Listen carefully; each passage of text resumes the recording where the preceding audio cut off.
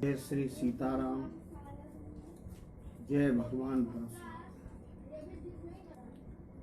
आज अक्षय तृतीया के पावन पर्व पर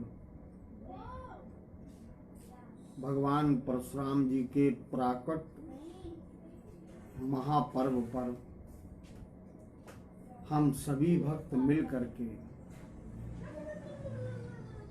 भगवान परशुराम जी की कथा के माध्यम से जीवन का साफल्य प्राप्त कर रहे हैं। बड़े भाग्य से कई जन्मों के जब पुण्य एकत्र होते हैं तब महापुरुषों का चरित्र, भगवान का चरित्र, प्रभु की कथा सुनने का परम सौभाग्य प्राप्त है। पंचम दिवस की कथा के पावन प्रसंग में हम लोग प्रवेश करने वाले हैं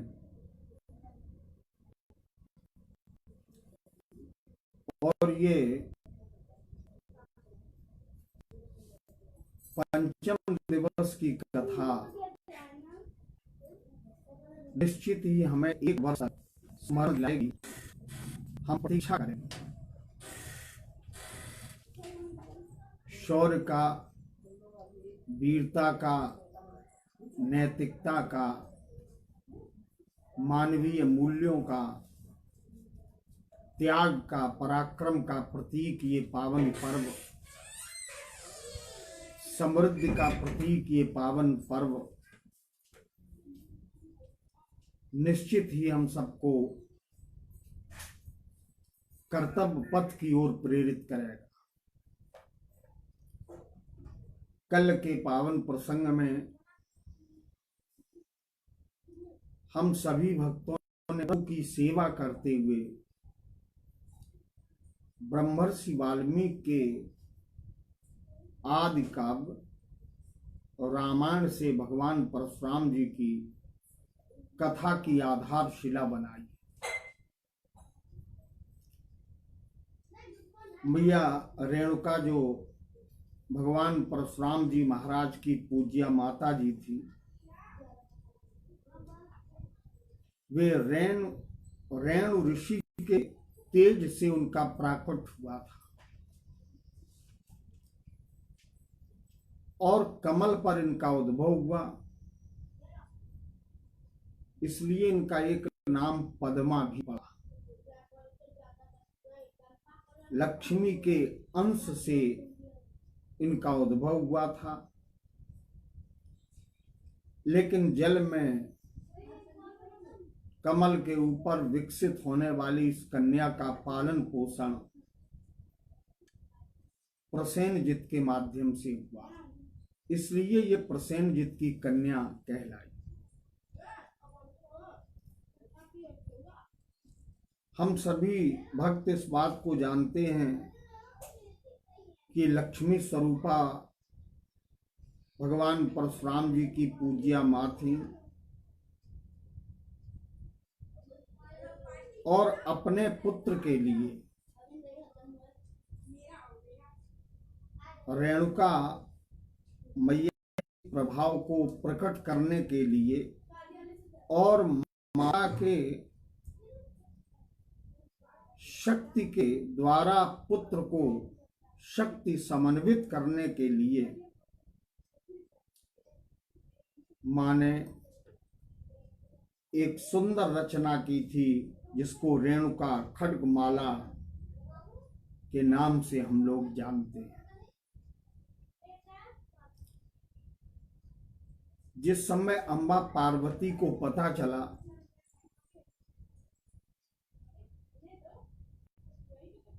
कि मेरे पुत्रों से ये समाज उतना प्रभावित नहीं है जितना रेणुका के पुत्र का अस्तित्व, उनकी कीर्ति, उनका यश, उनका सम्मान, उनका वर्चस्व बढ़ रहा। तो एक दिन कैलाश के उत्तुंग सिंह पर बैठ करके वे कहती हैं, धिग सुत न जायो राम सो यो कहो पर्वत नंद। यदि मेरे पुत्र होता तो राम जैसा पुत्र होता।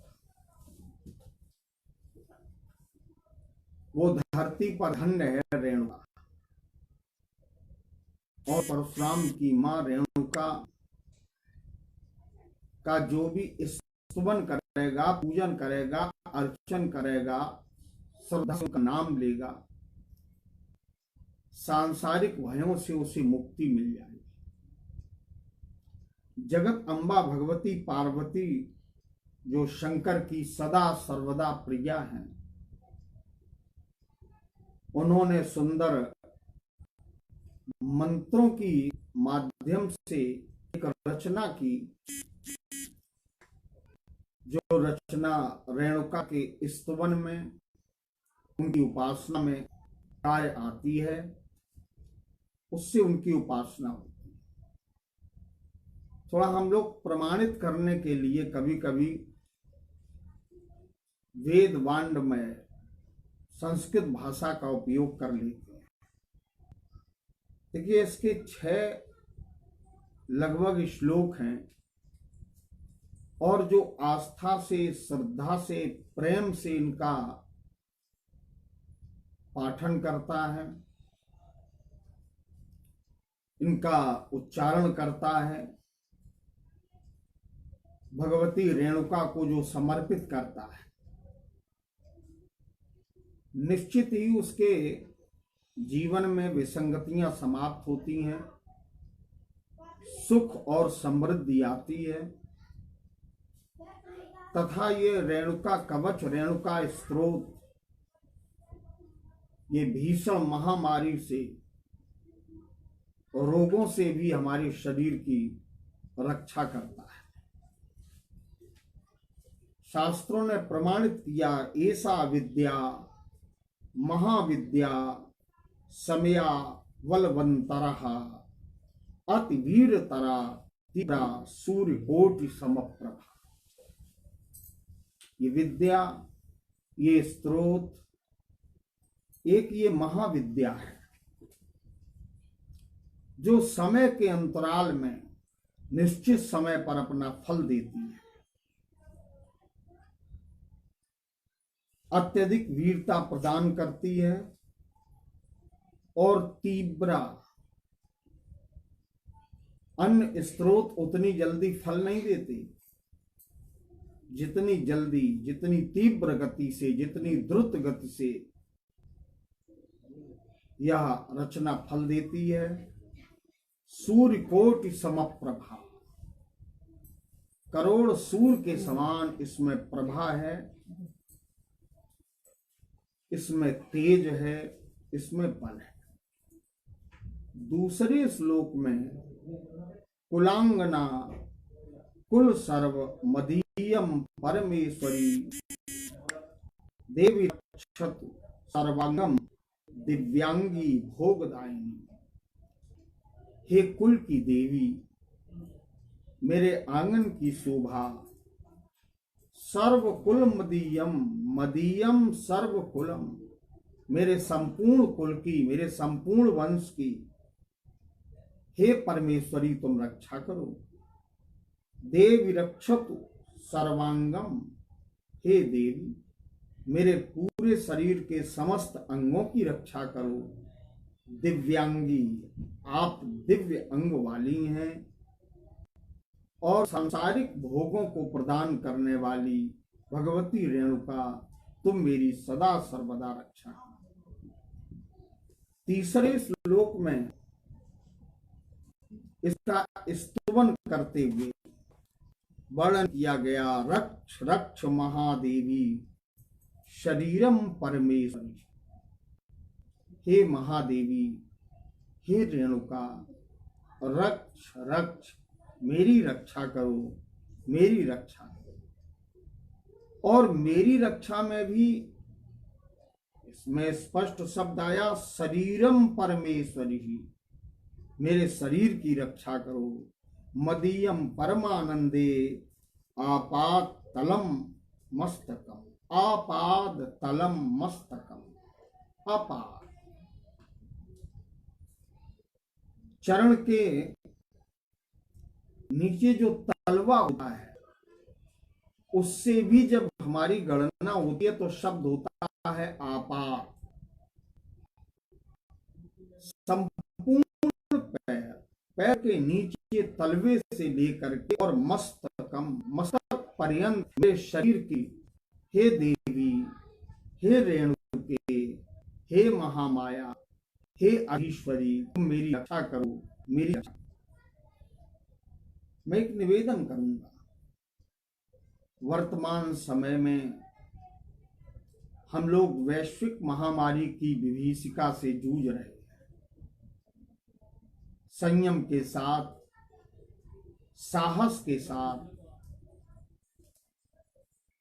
बताए गए नियमों का पालन करते हुए अपने अपने घरों में बैठ करके इस भीषण महामारी को पराजित करने का एक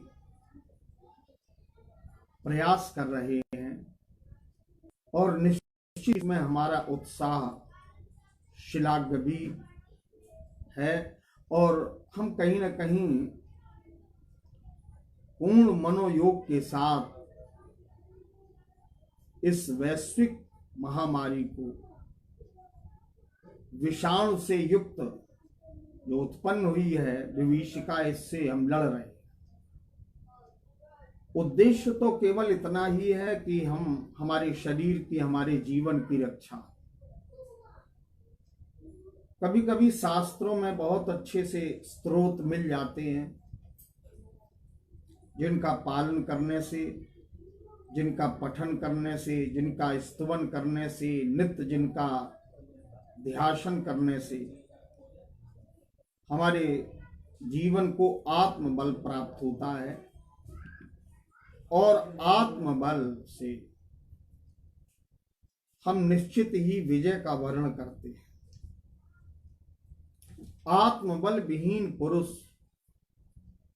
कभी पुरुषार्थ नहीं कर सकता और पुरुषार्थ से वंचित पुरुष कभी भी अपने लक्ष्य की प्राप्ति नहीं कर सकता।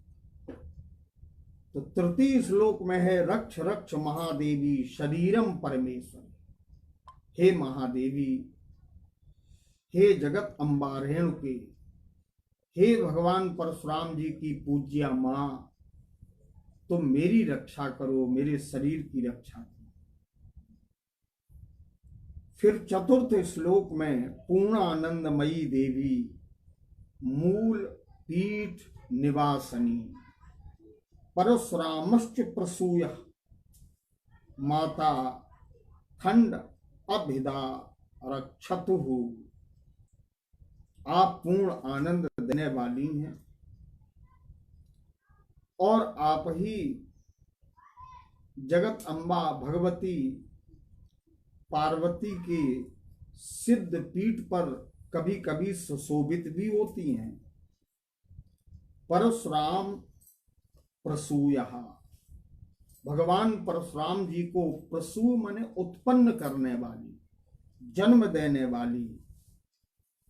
हे मां रेणुके, खड्ग अभिधा रक्षत, खड्ग लेकर के, अस्त्र शस्त्र लेकर के मेरी रक्षा करो, मेरी रक्षा।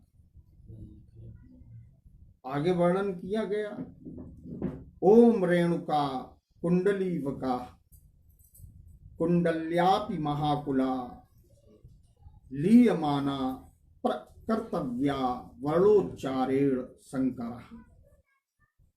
ओम शब्द बीज है, ओम में सब कुछ व्याप्त है।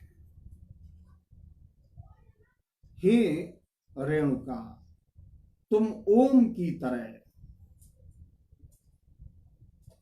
सबके जीवन को संचालित करती हो, प्रकाशित करती हो। ओम अपने में पूर्ण है। ओम सृष्टि का बीज मंत्र है। ओम व्यापक है। भगवान का स्वरूप है वो। ओंकार का वर्णन करते हुए कठोपनिषद में विस्तार से इसकी चर्चा की। सर्वे वेदा यद पदम आमनंत तपांस सर्वाण चा यदि वदंत, जिससे ब्रह्मचर्य पुष्ट होता है। यदक्षरो ब्रह्मचर्य चरंति तत्रे पदम संग्रहेण ब्रवीण। ऐसा जो ओंकार है वो मां रेणुका तुमी हो। ओम रेणुका कुंडली वक्र, एक शब्द आया कुंडली। एक कथा शास्त्रों में आई। मैंने ये पावन प्रसंग गर्गाचार्य जी ने गर्ग संहिता में लिखा कि जिस समय मां रेणुका जल लाने के लिए जाती थी तो अपनी शक्ति से ही वो नित्य एक घट उत्पन्न करती थी, और उस घट को सिर पर जब रखती थी तो जो घड़े के और सिर के बीच में जो रखने के लिए कुंडली बनाई जाती थी, जिसको हम लोग देहात की भाषा में गेंडी कहते हैं, वो सर्प की ही बनाती थी। इसलिए यहां शब्द प्रयोग किया गया कुंडली वकहा। कुंडल्यापि महाकुला लीयमाना प्रकर्तव्य वर्णोच्चारेण शंकर। भगवान शिव ने भी स्तुति की है, शिव ने भी आदर दिया है भक्ति स्वरूपा मैया रेणुका को, और मैया रेणुका की वंदना की है। इसके बाद श्लोक में आता है रक्ष माम भार्गवी देवी रक्ष माम प्रसूय मम। रक्ष माम, माम रक्ष, मेरी रक्षा करो। भार्गवी देवी, आप भार्गव कुल की देवी हो, सब कुछ देने वाली हो, मनोरथों को पूर्ण करने वाली हो। रक्ष राम प्रसूय मम का प्रयोग हुआ, रक्ष मेरी रक्षा करो। राम प्रसूयम, तुमने राम को जन्म दिया, परशुराम जी को जन्म देने वाली हे देवी रेणुका मेरी रक्षा करो, मेरी रक्षा करो। जमदग्न प्रिय रक्षस मदीय इदम बपुहु। जमदग्न महात्मा की तुम प्रिया हो तो रक्ष अस्मदी इदम बपु। इदम बपु, इस शरीर की रक्षा करो, मेरे जीवन की रक्षा करो। आप सभी सुधी लोग हैं, कोई भी रोग, कोई भी व्याधि जब आती है तो शरीर पर आती है। तो मुझे लगता है कि वर्तमान परिवेश में जो चल रहा है, जिस विसंगति से हम लोग लड़ रहे हैं, उसमें ये कवच, उसमें ये स्त्रोत, उसमें रेणुका की उपासना निस्संदेह हम लोगों को संबल प्रदान करेगा। एक कथा और आती है। भगवान परशुराम जी की पूज्या मां रेणुका के पति का जब होम करते समय, जमदग्न ऋषि का जब होम करते समय सहस्त्राबाहु ने शिरोच्छेदन किया। देखिए, इसमें दो प्रमाण है। कुछ ग्रंथ कहते हैं कि सहस्त्राबाहु ने सिर काटा, और कुछ कहते हैं कि सहस्त्राबाहु के पुत्रों ने जमदग्न ऋषि का वध किया। लेकिन हम लोग चिंतन करते हुए विचार करें कि पुत्र भी पिता की प्रतिमूर्ति होता है, इसलिए कहीं किसी भी प्रकार का मन में कोई दुविधा न लाते हुए इस चरित्र को हम लोग, जिस समय सिर काटा, पति के वियोग से दुखी होकर के अम्बा रेणुका एक सरोवर में प्रवेश कर गई, कूद गई और सोचा कि ये जल हमें डुबाएगा, मेरे अस्तित्व को समाप्त कर देगा, क्योंकि पति विहीन होकर के मैं इस कष्ट को सहन नहीं कर पाऊंगा। लेकिन चर्चा आती है कि वो जो सरोवर था, जो झील थी, उसने भगवान परशुराम जी की पूज्या मां को आत्मसात नहीं किया, बल्कि वो झील ही मानो रेणुका के रूप में परिवर्तित हो गई। और आज भी जो भक्त वहां जाते हैं उसको रेणुका झील के माध्यम से जानते हैं, नामकरण हुआ रेणुका झील। भगवान परशुराम जी को उनकी मां ने यहीं पर वचन भी दिया कि कार्तिक शुक्ल पक्ष की एकादशी के दिन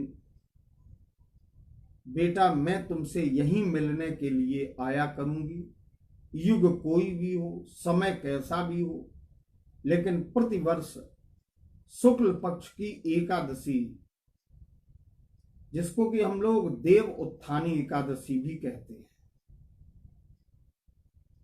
उस दिन भगवान परशुराम और भगवान परशुराम जी की पूज्या मां का मिलन इसी रेणुका झील के पावन पुलिन पर होता है। और मां आज भी अपने पुत्र को आशीर्वाद देती है। कथा से एक शिक्षा मिलती है कि हमारी मां हमारे बीच में हो तब तो हमें मां का आदर करना ही चाहिए, मां के महत्व को मानना चाहिए, मां के अस्तित्व की पूजा करनी चाहिए, मां का आदर करना चाहिए। लेकिन काल क्रम के अनुसार यदि मां हम सबके बीच से चली भी जाए तो मां की चेतना आशीर्वाद के रूप में सदा सर्वदा हमारे निकट रहती है। माता का संबल हमेशा ही अपनी संतति को प्राप्त होता है। ये इस चरित्र से शिक्षा भी प्रकट होती है। एक मंतव्य भी निकल के आया। भगवान परशुराम जी की पूज्या मां का मंदिर भी है। 15 दिन तक मेला भी लगता है। कलयुग में भी भगवान परशुराम जी की चेतना और उनकी पूज्या मां का वो सूक्ष्म चेतन स्वरूप निश्चित ही हम लोगों के लिए प्रेरणा स्रोत है। अब आइए प्रसंग हम सुनाते हैं कि भगवान परशुराम जी का और भोजराज कंस का मिलन किस प्रकार से हुआ। ये बड़ी महत्वपूर्ण कथा है। एक बार भोजराज कंस, इसने अपने पिता को सिंहासन से च्युत कर दिया, नीचे उतार दिया और स्वयं राजा बन बैठा। बलवान था और द्वंद्व युद्ध लड़ने में बड़ा निपुण था। मल्ल युद्ध के इसको बड़े दांव पेच आते थे। जब ये सिंहासन पर बैठ गया तो इसने संपूर्ण राजाओं पर विजय प्राप्त कर ली और राजाओं को अपने अधीन कर रहा था। उसी समय भोजराज कंस महिष्मती नगरी में गया। परशुराम भगवान के द्वारा जीती गई इस नगरी और यहाँ के राजा सहस्त्रार्जुन के वंश में 5 बड़े ही अद्भुत मल्ल युद्ध के पुरोधा, मल्ल युद्ध के जानकार, 5 पहलवान इसी वंश में उत्पन्न हुए थे। उनका नाम था चाणूर, मुष्टिक, सल, तोसल और कूट। इसको पता चला कंस को कि महेश्मती नगरी में बड़े ही दिव्य पहलवान रहते हैं। कंस वहां पहुंचा और उन पहलवानों से एक एक करके कंस ने द्वंद्व युद्ध किया, पांचों को जीत लिया। उन्होंने कंस की दासता स्वीकार की। इसके उपरांत उनको साथ में लिया और जब आगे की ओर बढ़ा तो वानर राज द्विविद का राज्य चल रहा था, किष्किंधा की ओर। वहां इसने 20 दिन द्विविद से युद्ध किया, जिसमें नाना प्रकार के शस्त्रों का प्रयोग किया। युद्ध हुआ और युद्ध होने के उपरांत इसने विजय प्राप्त कर ली। कंस जब विजयी हो गया, जीत गया, तो वानर द्विविद को भी साथ में लिया। आगे बढ़ा, भगवान परशुराम जी के आश्रम की ओर पहुंच गया तो इसने मद्राचल पर्वत को ही, इसने महेंद्राचल पर्वत को ही उठा लिया। जिस समय महेंद्रगिरि को उठा लिया, परशुराम जी महाराज ने नेत्र खोले, रक्तवर्ण नेत्रों से इसकी ओर देखा और वर्णन आता है कि वहां कहा, अरे बंदरी के बच्चे, तुझे थोड़ा सा बल मिल गया, थोड़ी शक्ति मिल गई, थोड़ा बल मिल गया तो बल का अभिमान तुझ में आ गया। मैं अभी तुम्हें युद्ध में पराजित करता हूं, ये कहा।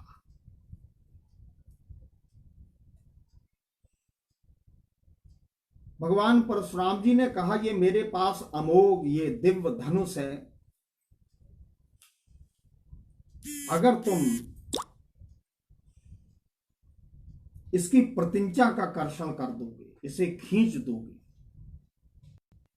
तभी मैं तुमसे युद्ध करूंगा।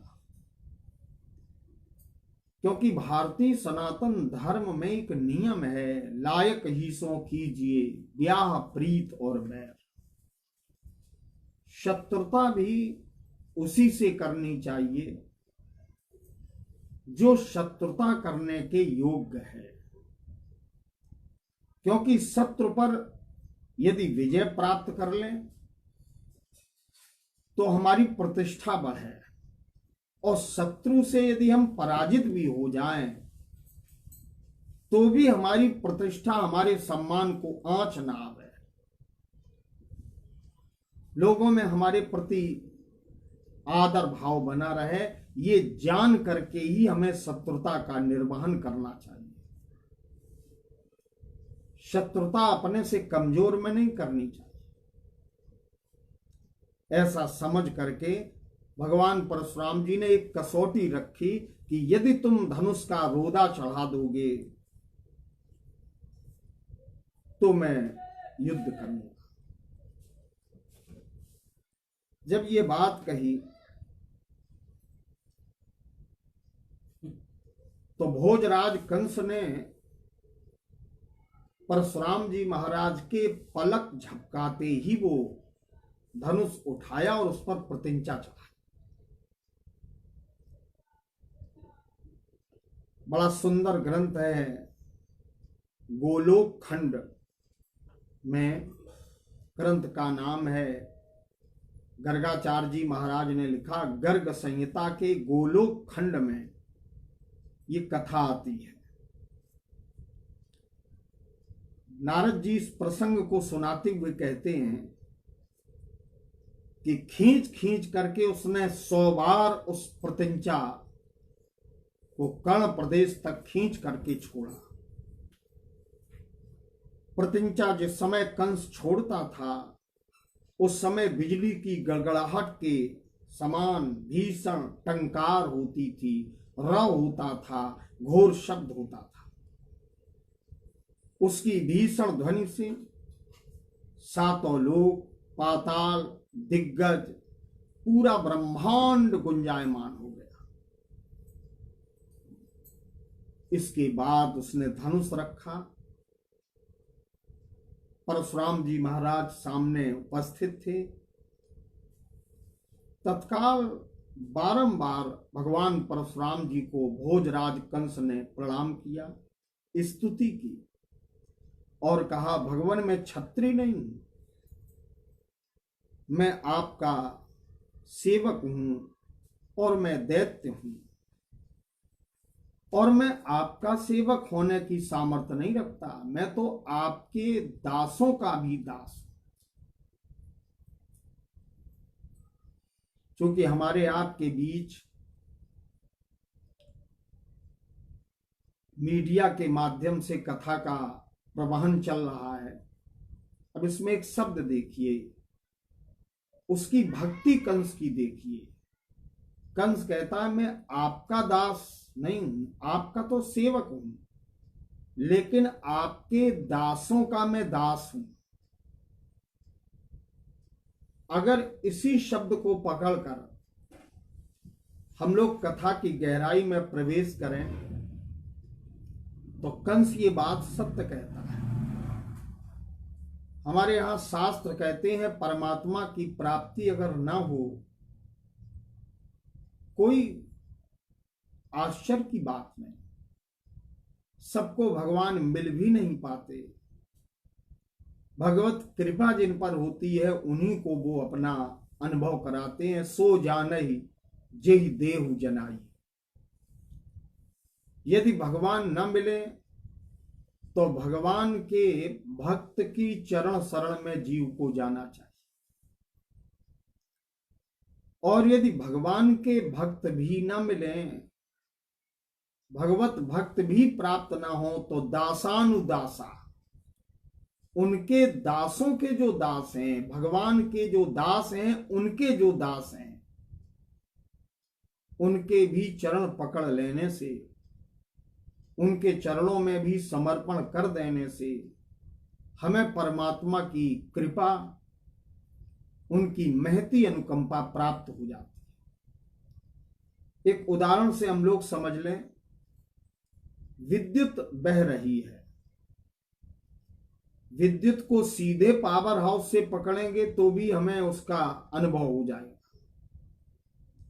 और वहां से आए हुए तार को पकड़ेंगे तो भी अनुभव हो जाएगा, और उसी में एक छोटा सा तार जोड़ करके यदि हम जोड़े हुए तार को पकड़ लेंगे तो भी हमें अनुभूति हो जाएगी। विद्युत अपना प्रभाव दिखाएगी। भगवान मिल जाए बहुत अच्छी बात, यदि न मिले तो उनके भक्तों की चरण शरण हमें लेनी चाहिए। भक्त भी न मिले तो दासानुदासा। भोजराज कंस के इस चरित्र को देखें तो उसने भगवान के भक्त के चरण पकड़ लिए। देवर्षि नारद को मानता है, और देवर्षि नारद के चरण जिसने भी पकड़े हैं, प्रकार उनका अपने प्रकार का रहा हो नारद जी का, लेकिन जीव को परमात्मा से, जीव को ब्रह्म से जोड़ने का कार्य अगर किसी महापुरुष ने किया है तो वो शक्ति, वो महापुरुष देवर्षि नारद जी। इसीलिए मानो कह रहा है कि मैं आपका तो भक्त नहीं बन पाया, लेकिन मैं छत्री भी नहीं, अर्थात मैं रक्षक नहीं हूं। भाव छिपा है कि रक्षक आप हैं और मैं आपका सेवक हूं। प्रमाण मिलता है, सेवा धर्मो परम गहनो योगिनाम अपयगम्य। सेवा धर्म बहुत कठिन है, सबते सेवक धर्म कठोरा। सेवा का धर्म नितांत कठिन है। सेवा करने में मृदुता बनी रहे, हमारे भीतर सेवा करने की अहमता भी उत्पन्न ना हो। यद्यपि किसी कर्म को करने के लिए अहमता प्रेरक के रूप में हो, लेकिन कर्म पूर्ण होने के बाद यदि कर्म की पूर्णता की अहमता होगी तो वो कर्म हमें अभिमान की ओर ले जाएगा।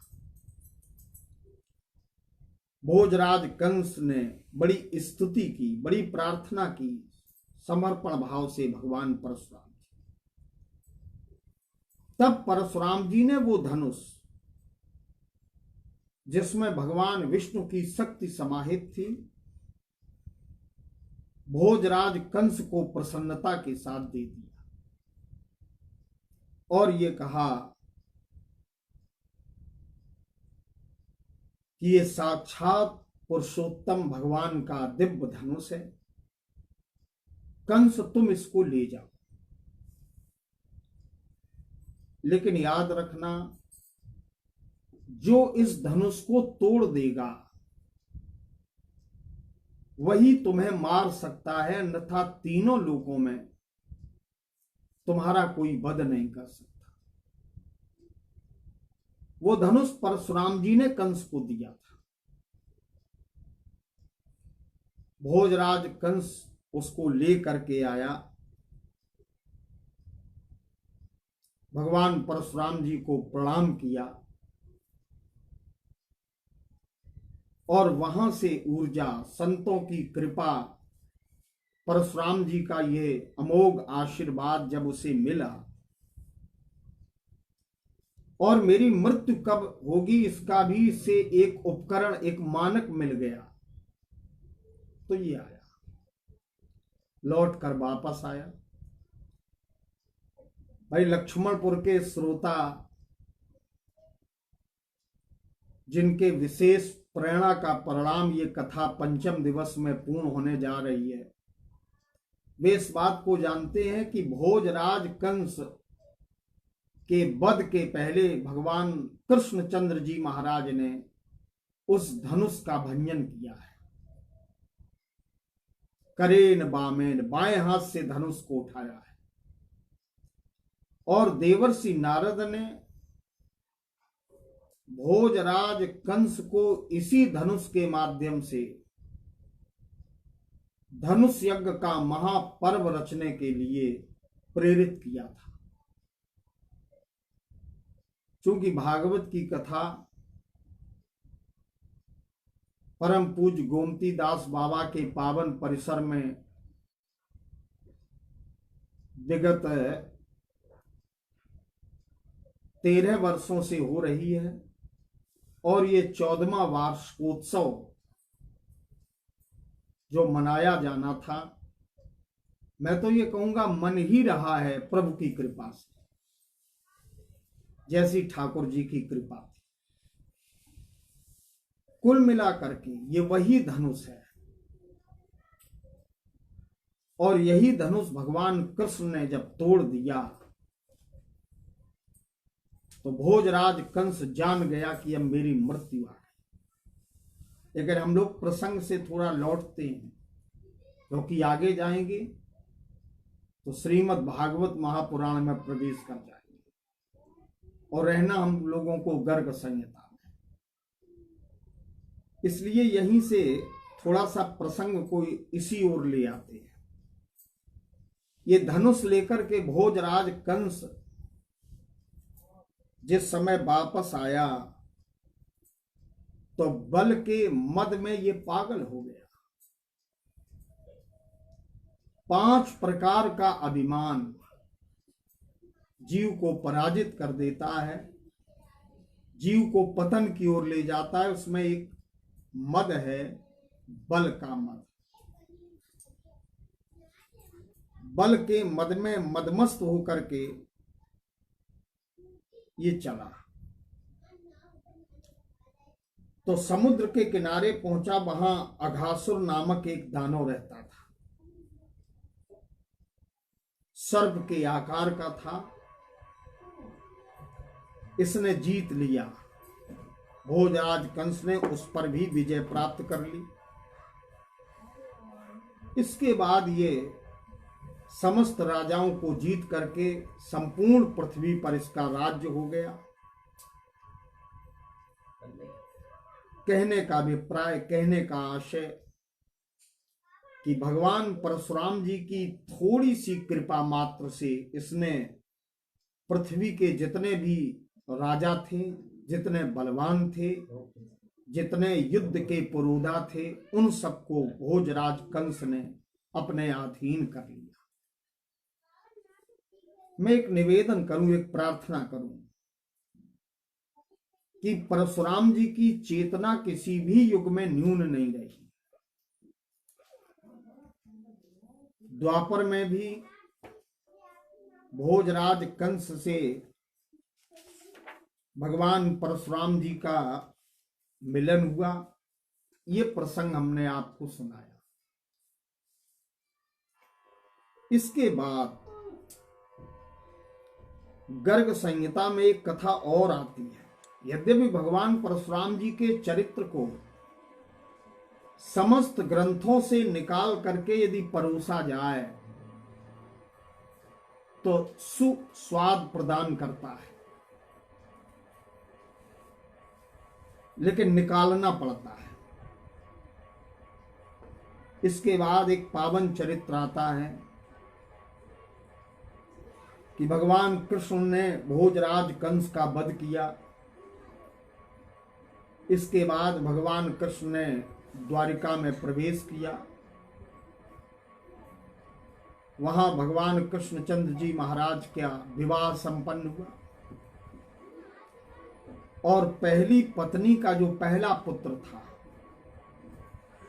जिसका नाम था प्रद्युम्न। प्रद्युम्न जी महाराज अपने पिता की अनुकृति के थे। एक समय की बात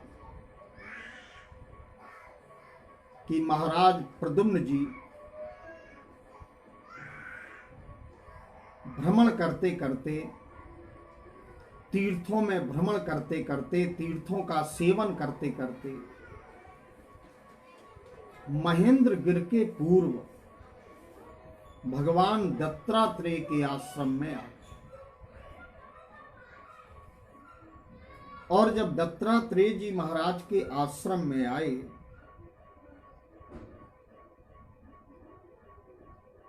तो उस आश्रम में भगवान कृष्ण के तनय ने प्रद्युम्न जी महाराज ने परम शांति का अनुभव किया। प्रद्युम्न जी महाराज ने कहा, उद्धव जी जो भगवान के सखा थे वो साथ में थे, उद्धव इस आश्रम में मुझे परम शांति मिल रही। गुरुदेव बृहस्पति के शिष्य थे उद्धव जी महाराज, जो निराकार ब्रह्म का ज्ञान देने के लिए गोपियों के बीच गए थे, वही उद्धव जी कहते हैं। वो साथ में थे प्रद्युम्न जी के। उन्होंने कहा कि ये वो पावन स्थान है जहां पर सहस्त्राबाहु ने तपस्या की, दत्तात्रेय की कृपा उन्हें प्राप्त हुई। ये वो पावन स्थान है कि बड़े बड़े राजाओं ने, प्रहलाद ने, यदु ने इन दत्तात्रेय की ही कृपा से परमात्मा की भक्ति प्राप्त की। जब इस प्रकार का सुंदर वर्णन किया उद्धव जी महाराज ने तो आस्था जागी और कृष्ण कुमार माने कृष्ण तनय, भगवान कृष्ण का पुत्र प्रद्युम्न जी महाराज ने कहा कि मुझे भी उस दिव्य महापुरुष के दर्शन कराए। प्रद्युम्न जी महाराज दत्तात्रेय जी महाराज के निकट गए। देखा एक अवधूत संत है जिसकी जटाएं बिखरी हुई हैं, शरीर पर मिट्टी लगी हुई है और जो आत्मजीवी हो गया है। शरीर जीवी नहीं है, मन जीवी नहीं है, आत्मजीवी हो गया है। पूर्ण काम आत्मा राम हो गया है। ऐसे महापुरुष को जिस समय देखा, प्रणाम किया प्रद्युम्न जी महाराज और एक प्यारा सा प्रश्न किया प्रद्युम्न जी ने दत्तात्रेय भगवान से कि मेरे हृदय में एक संदेह है। प्रद्युम्न जी कहते हैं और इस संदेह के निवारण के लिए मैं बहुत भ्रमण कर रहा हूं, तीर्थों की ओर जा रहा हूं, तीर्थों में जा रहा हूं, सत्संग कर रहा हूं, लेकिन मेरे संदेह का निवारण नहीं। तब प्रद्युम्न जी महाराज ने बड़ी नम्रता के साथ भगवान दत्तात्रेय से प्रश्न किया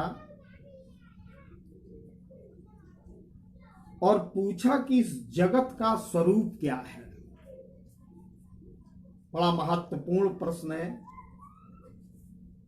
न जाने कितने लोग इस संसार में आए और आने के बाद वे चले गए, लेकिन जगत के संसार के वास्तविक स्वरूप को हम लोग जान नहीं। जगत का स्वरूप क्या है। एक दूसरा प्रश्न हुआ, ब्रह्म का मार्ग, ब्रह्म के प्राप्त करने का मार्ग कौन सा है। प्रद्युम्न जी महाराज ने तीसरा प्रश्न किया कि तत्व क्या है, तत्व किसको कहते हैं। तब दत्तात्रेय भगवान उत्तर देते हैं कि प्रद्युम्न, जगत का स्वरूप नश्वर है। जन्म और मृत्यु जहां दो किनारे हैं, जन्म और मृत्यु के मध्य जहां समस्याओं का घोर जंगल है, उसको जगत कहते हैं। और इस जगत में जो जीव मात्र है वो पदार्थ की सत्ता की ओर दौड़ता है। उसके लिए पदार्थ की ही सत्ता सर्वोपरि है, वो जगत है। लेकिन ब्रह्म को प्राप्त कर लेने के बाद अथवा तत्व का बोध हो जाने के बाद, ज्ञान की पराकाष्ठा हो जाने के बाद, इस जगत का जीव की दृष्टि में कोई प्रयोजन नहीं रहता, क्योंकि जो दृश्यमान है वह परिवर्तनशील है, वो नश्वर है, वो तो केवल दिखाई पड़ रहा है, लेकिन वो अपना स्वरूप नहीं है। निवेदन करूं एक उदाहरण से इसको समझ लें। मान लीजिए हम एक दर्पण को लें, एक शीशे को लें, तो उस दर्पण में हम अपना मुख देखते हैं, अपना सिर। आजकल तो बड़े बड़े दर्पण चले, तो एक बहुत बड़ा शीशा लगा हुआ है और उसके सामने हम खड़े हो जाते हैं, तो हमारा शरीर उसमें दिखाई पड़ता है, पूरा का पूरा प्रतिबिंब दिखाई पड़ता है। हम उसमें दिखाई तो पड़ते हैं, लेकिन क्या वास्तव में उसमें हम हैं? सर्वथा उस दृश्य में जो हमें दिख रहा है उससे हमारा शरीर भिन्न है। वो तो उस दर्पण की विशेषता है कि हम जैसे हैं वैसा ही वो हमें दिखा रहा है। ये दर्पण की विशेषता है। लेकिन वास्तव में जो दिखा रहा है तो उस दर्पण में जो अनुकृति आ रही है, जो छाया आ रही है, जो चित्र हमारा दिख रहा है, वो चित्र न तो खा सकता है, न वो चल सकता है, न वो कर्म कर सकता है, न वो भजन कर सकता है। उससे हमारे शरीर की सत्ता सर्वथा भिन्न है, पृथक। ठीक इसी प्रकार से इस माया के दर्पण में हम जैसे दिख रहे हैं, वास्तव में हम वो हैं नहीं। वास्तव में ये जीव वो नहीं है जो दिख रहा है, क्योंकि दिखने वाला तो संसार है, दिखने वाला तो नाशवान है, और जो अदृश्य है, जो दिखाई नहीं पड़ रहा है, सत्ता उसी की है। और उसकी खोज के लिए बड़े बड़े योगी, यति, मुनि, साधु, संत, कुटी, चक्र, बहुदक, हंस, परमहंस, अवधूत, संत, महंत, विरक्त, ज्ञानी, अभ्यासी, तुर्यातीत साधना करने के लिए वनों में निकल जाते हैं। कई जन्म लग जाते हैं, तब उस मूल चेतना के परम तत्व को प्रद्युम्न वो जान पाते हैं। ये दत्तात्रेय भगवान ने प्रद्युम्न जी महाराज को उपदेश दिया। हमारे शास्त्र भी कहते हैं, अहम ब्रह्मास्मि तत्त्वमसि प्रज्ञानम ब्रह्म। वास्तव में हम कौन हैं? हमारे जितने नाम हैं, हमारा जितना रूप है, वास्तव में हम सब वो नहीं है। ये तो माया के दर्पण में जो प्रतिबिंब है, उसी को हम सत्य मान बैठे हैं। ये हमारी अज्ञानता है। वास्तव में सत्य कौन है? जो ईश्वर का अंश है, जो हमारे भीतर है। उस अंश का अन्वेषण, उसका खोज, आत्मानुसंधान, आत्म साक्षात्कार, ये प्रत्येक जीव का लक्ष्य होना चाहिए। दत्तात्रेय भगवान कहते हैं कि जिस प्रकार से दर्पण का कोई अधिक प्रयोजन नहीं रह जाता। मान लीजिए कोई हमारा निकट का व्यक्ति हमें दर्पण में दिखाई पड़ रहा है, हम उसको देखते हैं, लेकिन जब वो व्यक्ति मेरे निकट आ जाता है तो दर्पण गौड़ हो जाता है, हम उसको सीधे देखने। ठीक उसी प्रकार से जब जीव ब्रह्म से साक्षात्कार कर लेता है, जब हमारे भीतर विराजमान ये जीव तत्व को जान लेता है, इसे तत्वबोध हो जाता है, तत्त्वमसि, तो फिर संसार रूपी दर्पण की कोई आवश्यकता नहीं रहती। इस प्रकार माया के प्रतिबिंब का सुंदर वर्णन किया और कहा जो इस संसार को दर्पण की तरह मान करके चलता है,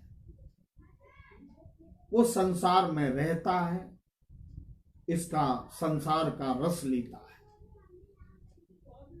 और नाना प्रकार के भोगों को भोगता है, लेकिन उनमें त्याग की वृत्ति रखता है। तेन तक तेन भुंजित। यदि कहीं भी जगत है, यदि किंचित जगत्याम जगत,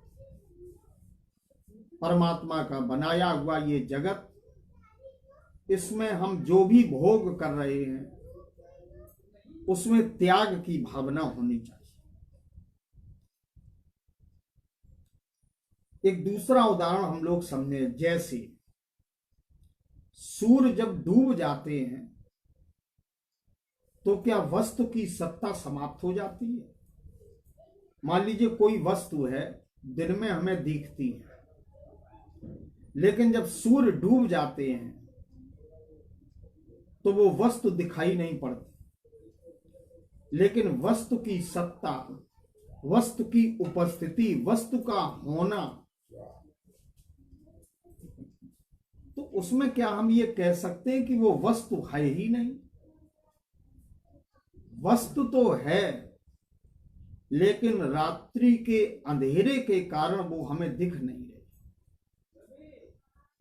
जिस समय सूर्य का प्रकाश होगा, जो वस्तु जहां रखी है वहीं दिखाई पड़ेगी। एक उदाहरण से समझ लो, मान लीजिए घर की कोई वस्तु है, किसी के यहां मान लीजिए वीणा है, मृदंग है, और रात्रि में कमरे में प्रतिदिन रखा जाता है, रखा हुआ है। एक व्यक्ति गया और उस व्यक्ति से कहा गया कि उस कमरे में वीणा रखा है, उठा के ले आओ रात्रि के समय। तो वो वीणा उसको मिलेगा नहीं, क्योंकि अंधेरा है। वो कहेगा हमें प्रकाश चाहिए,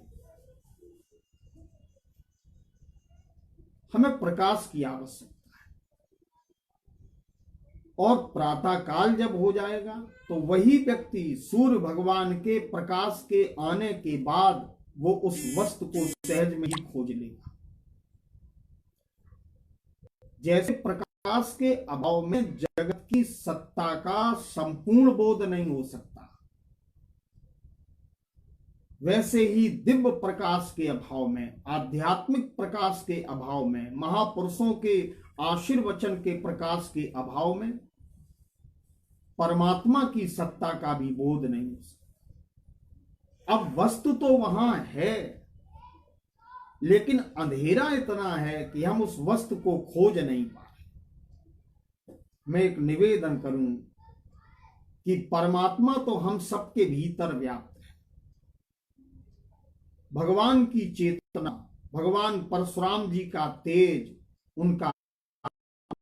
उनकी वीरता, उनका पौरुष हम सब में है, लेकिन अपरिचित अवस्था के अंधकार के कारण हम संसार को सत्य मान बैठे हैं। इसलिए अंधेरे में उस तेज का दीदार नहीं होता है, वो हमें दिखाई नहीं पड़ता। उसके लिए आत्मानुसंधान करने की आवश्यकता है। ये सुंदर दिव्य ज्ञान दिया। इसके बाद दत्तात्रेय जी महाराज के आश्रम से प्रद्युम्न जी महाराज चले। तो जब चले हैं तो बीच में वैकुंठांचल मिला, श्रीशैल का दर्शन किया और तीर्थों का भ्रमण करते करते महेंद्राचल पर्वत की ओर। जब भगवान कृष्ण के पुत्र ने महेंद्राचल पर्वत पर भगवान परशुराम जी को देखा कि भगवान शिव की तरह शांत मूर्त, तपस्या जिनका धन है, ऐसे भगवान परशुराम जी महाराज विराजमान हैं, तो उन्हें प्रणाम किया। प्रणाम। भगवान परशुराम जी ने प्रद्युम्न जी महाराज को आशीर्वाद दिया। प्रद्युम्न जी महाराज ने भगवान परशुराम जी से भी एक प्रश्न किया कि परमात्मा की प्राप्ति में किस विद्या का आश्रय लेना चाहिए? वो कौन सी विद्या है जिससे हम परम तत्व श्री हरि की, भगवान की, नारायण की खोज कर सकते हैं? यद्यपि ये प्रद्युम्न जी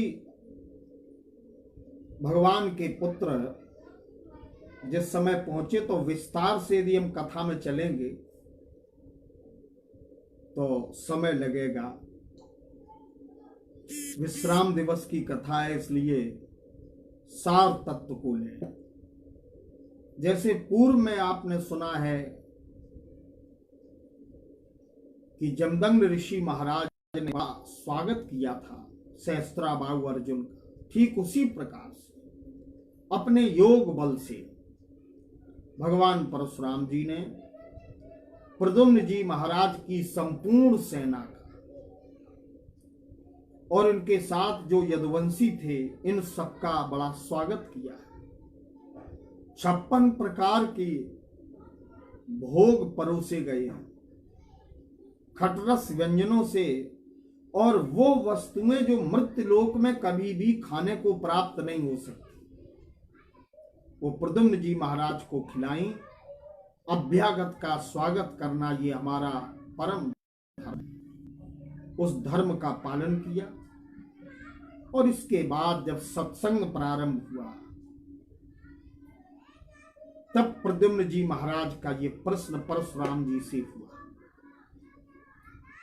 परमात्मा की प्राप्ति के लिए कौन सी विद्या है? भगवान परशुराम जी ने कहा, प्रद्युम्न, तुम भगवान के पुत्र होकर के, साक्षात कामदेव के अवतार होकर के तुम मुझसे पूछने आए। अब यहां एक चिंतन और है कि द्वापर में जब भगवान कृष्ण ने काम को अपना पुत्र बना लिया, तब कामदेव बाल ब्रह्मचारी के पास विद्या प्राप्त करने गया।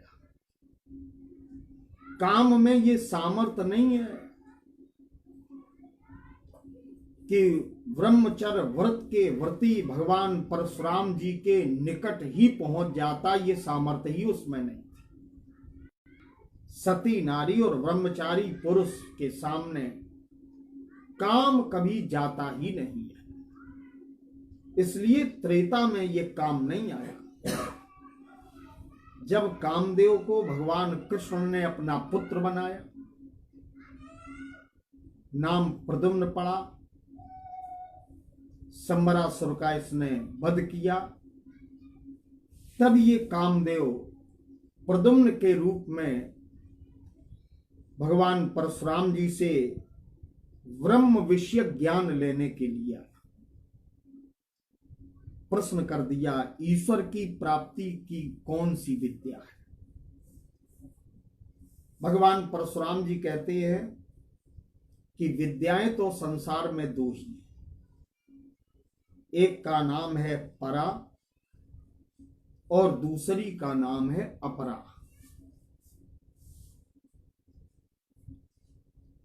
इसमें जो अपरा विद्या है, अपरा विद्या में वेद के अनुसार यज्ञ करना, याज्ञिक कर्म कराना, कर्म कांड के द्वारा देवताओं को आहुति देना और सांसारिक सुख समृद्धि के लिए यजन और याजन करना, विद्या पढ़ना, विद्या देना, सनातन धर्म के ग्रंथों का स्वाध्याय करना, ये सब अपरा विद्या के अंतर्गत आते हैं। तीर्थों का सेवन करना, महापुरुषों का सम्मान करना। प्रद्युम्न, जब हम अपरा विद्या की कक्षा को उत्तीर्ण कर लेते हैं, क्योंकि अपरा विद्या भगवान की प्राप्ति नहीं करा सकती, ये संसार में सब कुछ दे सकती है। अपरा विद्या सुख समृद्धि पद प्रतिष्ठा ऐश्वर्य सब कुछ प्रदान कर सकती है, लेकिन जीव को भगवत प्राप्ति के लिए, भगवान को पाने के लिए परा विद्या का आश्रय लेना पड़ता है। परा विद्या में ईश्वर का चिंतन, प्राणिधान, आत्मसमर्पण, सब कुछ भूल करके अहेतु की भक्ति प्राप्त करना, कोई कारण न हो और भगवान के चरणों में प्रेम करते हुए उनका भजन करना, सच्ची भक्ति, प्रेमा भक्ति। अथवा ज्ञान मार्ग से चल करके ज्ञान को भक्ति में डुबाते हुए परमात्मा का नित्य चिंतन और संसार का संपूर्ण ज्ञान जब नष्ट हो जाता है, तब परा विद्या अपना प्रभाव जीव पर डालती है। इस प्रकार भगवान परशुराम जी ने प्रद्युम्न जी महाराज को परा और अपरा इन दोनों विद्याओं का तात्विक बोध कराया, तत्व ज्ञान दिया। प्रिय भक्तों निवेदन करता हूं, भगवान परशुराम जी का चरित्र यदि साप्ताहिक चरित्र के रूप में कथा का प्रकार बनाकर प्रस्तुत किया जाए तो मैं तो यही कहूंगा कि भगवान का चरित्र अपरिमित है। अमित कथा विस्तार, कथाओं में कितना भी विस्तार कीजिए, हरि अनंत, हरि कथा अनंत, लेकिन वो समय समीचीन होता है जो समय भगवान के चिंतन में, भगवान की कथा में और सत्संग में व्यतीत होता है। हमारे लखनऊ के भक्तों ने, जिनमें हमारे अनुज अनुराग जी, इनके भाई अवताब जी, इनकी टीम रजत जी, इनका पूरा परिकर एवं इनके पूज्य पिताजी का आदेश, पूज्या मां की प्रेरणा, हमारे श्री ब्राह्मण महासभा के संयोजक अध्यक्ष माननीय राजेंद्र जी, अभिमन्यु जी, इन सबकी महती प्रेरणा से और ईश्वर की असीम इच्छा से 5 दिवसीय भगवान परशुराम जी के परिप्रेक्ष्य में जो भी चिंतन जिस ग्रंथ से हमें जैसा मिल पाया, मैंने बड़े पवित्र भाव से परोसने का मन किया। लेकिन आपने जितनी रुचि के साथ उसका स्वाद लिया तो ऐसा लगता है कि परोसने वाले से खाने वाले को स्वाद ज्यादा मिला। हमें तो केवल गंध ही मिली है। परशुराम चरित्र के व्यंजनों की गंध केवल हमें मिली है, स्वाद तो लखनऊ के निवासियों को मिला है पूरी तरह से। आपने इस चरित्र को कहने का सुअवसर हमें दिया।